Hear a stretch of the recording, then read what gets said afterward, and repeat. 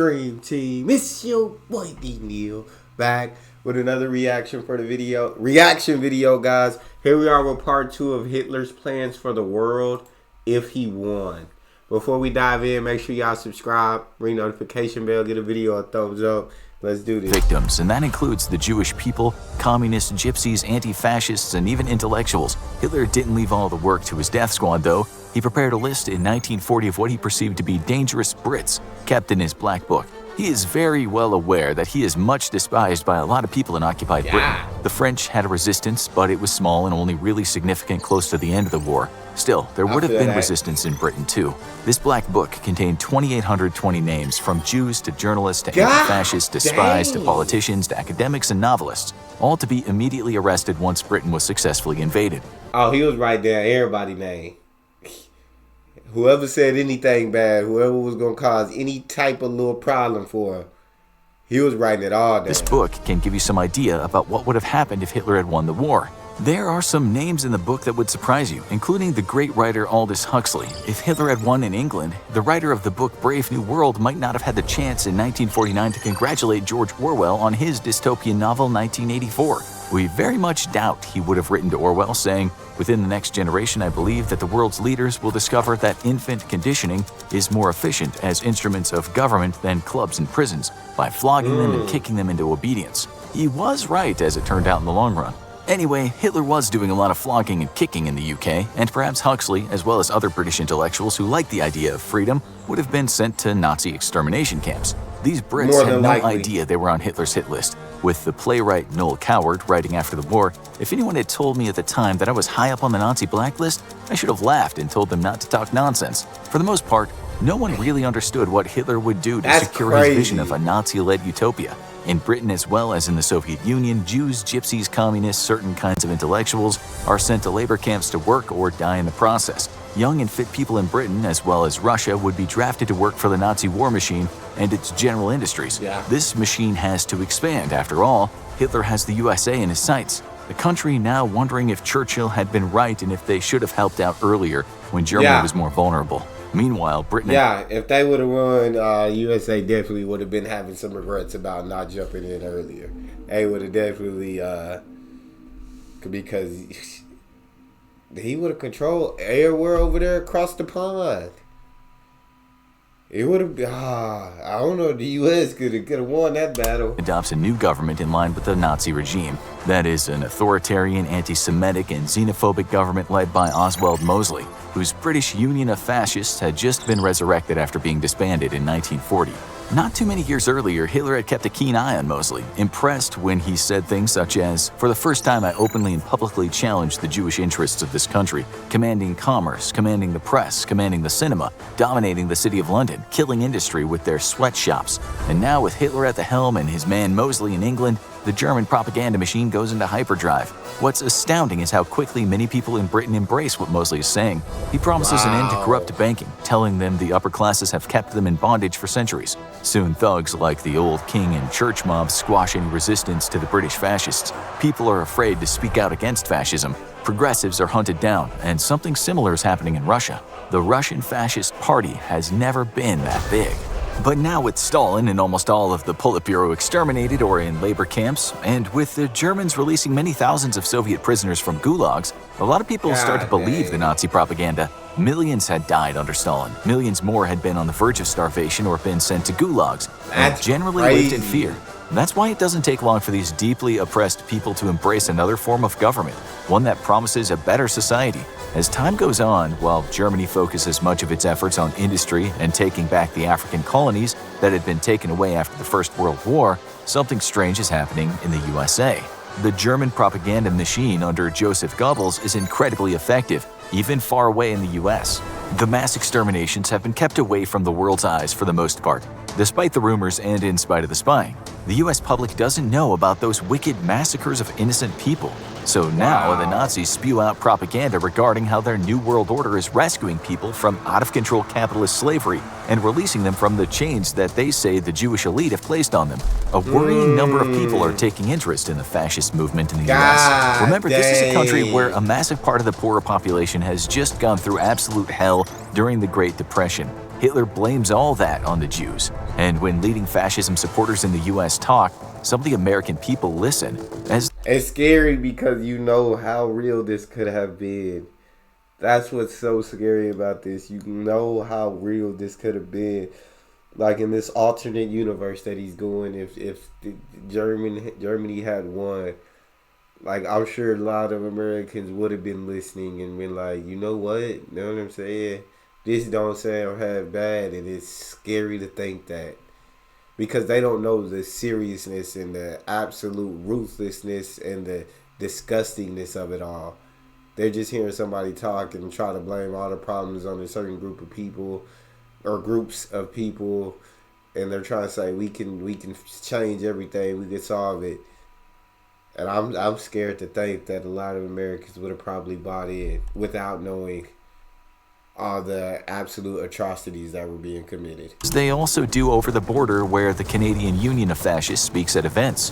Then when Charles Lindbergh stands up and promotes his America First policy, pro-fascist isolationists in the crowd cheer. These crowds just keep growing and anti-Semitic sentiment grows with it.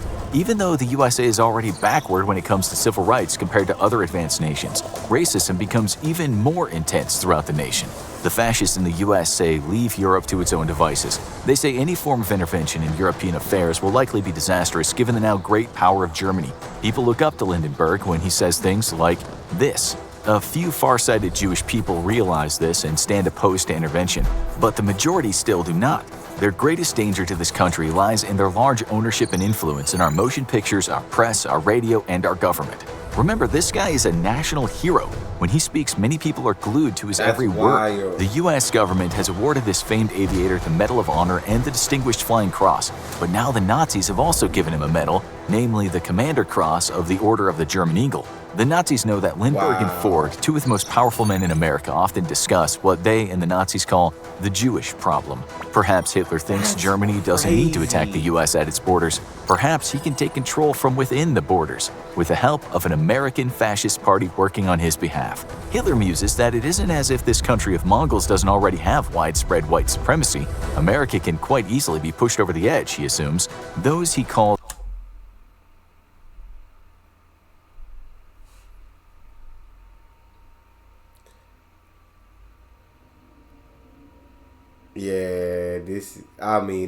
Yeah, thank God. Thank God, thank God, thank God none of this happened. Hitler was destroyed. Pure evil was stopped, bro. Because this it could have happened. It could have happened. I feel like his thoughts about the USA are not wrong. Well, maybe during that time, we're not wrong. The mongrels will once again be enslaved and the Jewish will be executed. The racial segregation that already exists in the U.S. will just be taken up a notch. Hitler once said that the U.S. military posed no threat, but he has changed his mind as of late. Invading the U.S., he knows, is an almost impossible task, even though part of him believes the country's military is weak due to its racial diversity. He writes in his diary one day that he'd like nothing more than to see New York in flames. Japan has already been granted part of the former Soviet Union, and the country is certainly up for an invasion of the US. But will it work? The months pass, the year ticks over, and the power of the Nazis just grows and grows. Now with so much European industry in its control, and an army like the world has never seen, the US is a David to the Goliath of Germany. And this is why the isolationists in the US win over so many of the people. War will mean mass death. It will mean certain defeat. Why not, just as so many have said in the past, be on good terms with Hitler? Do some trade with him. To become his enemy is a death sentence, and finance-wise, it makes no sense at all. Hitler contemplates on the costs of a long-distance invasion, but even with British ships now under his control, taking that many men across the sea is a Herculean task. Feeding those men, getting the fuel for the machines, moving all that equipment across the ocean just seems like a bridge too far. But if the Canadian fascists, who are now gaining popularity like the British fascists have, go for a war, a land invasion against the so-called decadent capitalists can happen overland from Canada. It will take time and the movement of many resources, not to mention it would also be very risky. Things aren't looking good for the US. Damn, think a lot of people. If the UK had only been able to repel Germany, none of this would have happened. That little island losing to the Nazis had changed the entire outcome of the history of the world.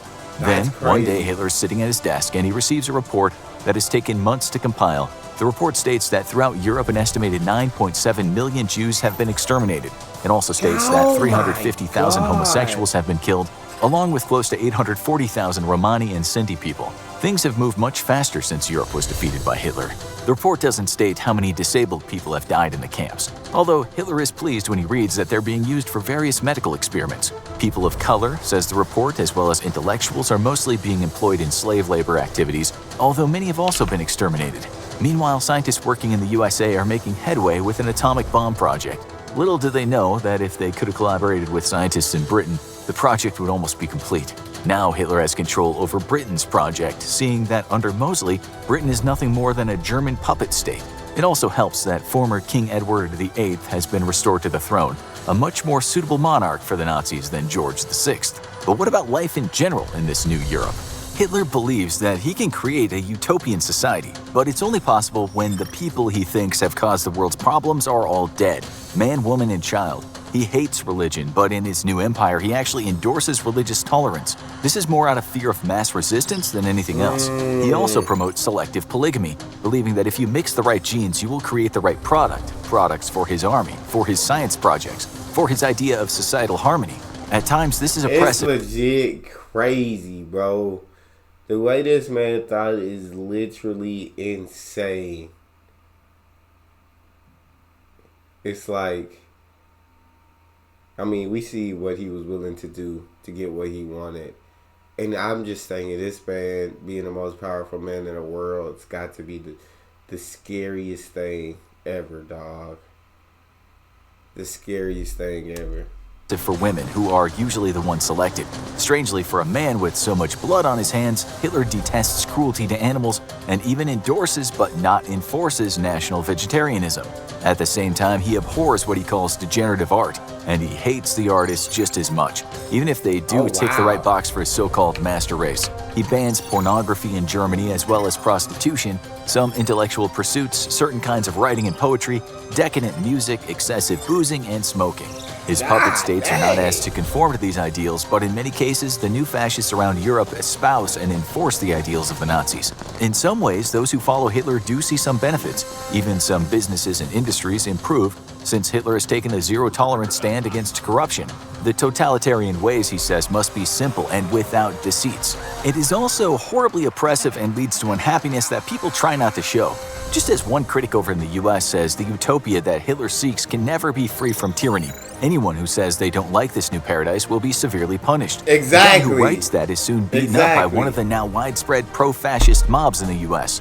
The year is now 1944. For some Exactly. He was spot on, dog. Absolutely spot time, on. British scientists have been working on an atomic bomb under the Tube Alloys Project, something that has been kept secret from everyone except those who need to know in Canada.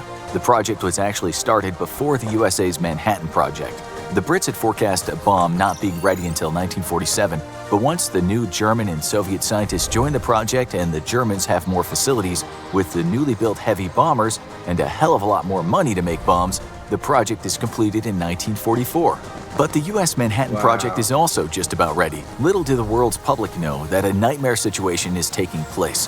In 1945, both sides test their bombs, and so it is now known just how much destructiveness is in the hands of leaders, and more concerning in the hands of a man who thinks very little of American mongrels. The strange thing is Hitler, despite the fact that he's gassed millions of people, does not embrace the use of superweapons. He's even held off on using chemical weapons, even though the Germans at the start of the war had a huge stockpile of deadly sarin gas. So it's not so surprising that he doesn't like the thought of using an atomic bomb.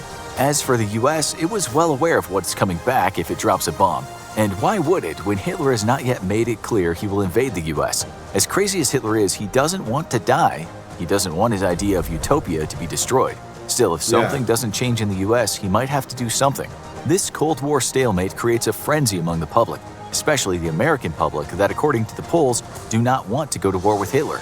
It's during this next chaotic year that Lindbergh creates the American Fascist Party to be sympathetic with Nazi ethos, but with an assurance from Hitler that Germany will not interfere in American affairs. So, how does Hitler finally win this war? This is legit, like, it's mind-boggling.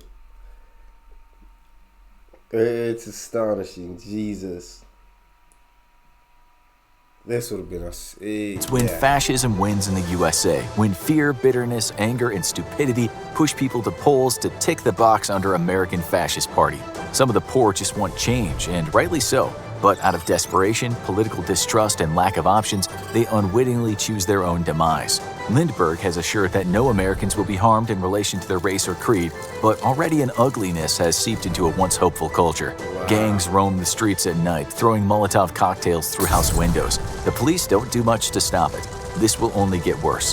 Families of Jewish people, African Americans, and other minorities, for that matter, huddle together in living rooms and shed tears when they watch Lindbergh throw his fist into the air on his victory. It is a victory for Hitler just as much.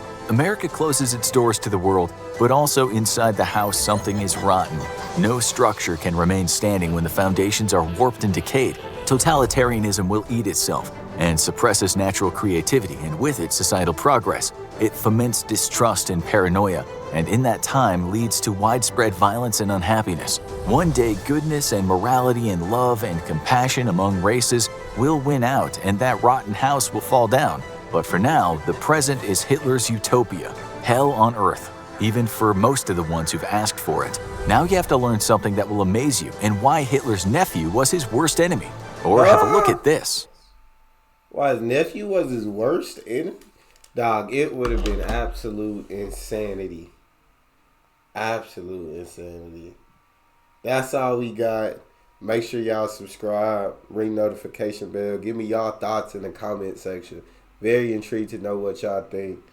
And comment more videos you want to see me react to. It's your boy Neal, out.